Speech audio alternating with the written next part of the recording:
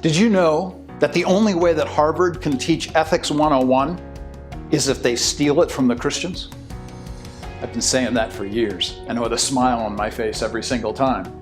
You see, Harvard, in its present condition, in its present state as a major university, will say that there are certain things that are right and wrong, but they have absolutely no standard by which to say that. So in the second part, the one that you just watched, the emphasis was on justice.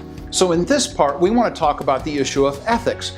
Where does this right and wrong come from?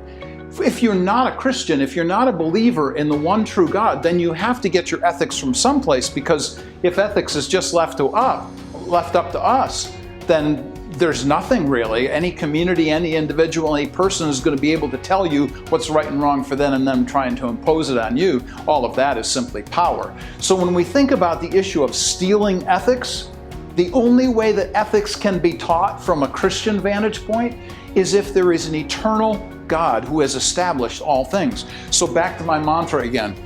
Knowing where we come from, where we're going to, helps us know how to live now. What are the present opportunities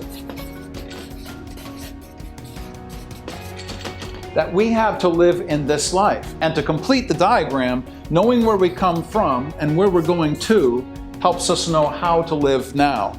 So in this case, here's my third diagram for this week. The emphasis then is on the eternal.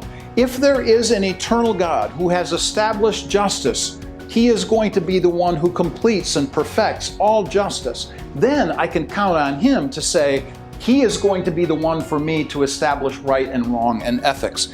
And the only way that I can have ethics is if I have a foundation of ethics based upon the eternal. And that's the reason why I say that Harvard can only get their ethics from the Hebraic Christian point of view. They can only steal their ethics, and I say that with a smile on my face because of the irony of it. You can't really say that you have ethics and then go ahead and steal something. But my point is the same. If there is an eternal God, we know where we've come from.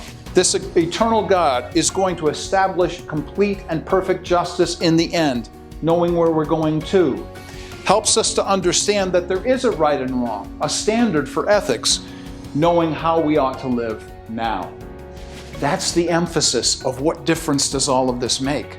Where we start and where we finish is where we're going to understand how we ought to live life in the present day. That is a bedrock understanding of what it means to be a Christian, to think like a Christian, and to answer the question, what difference does Christianity make?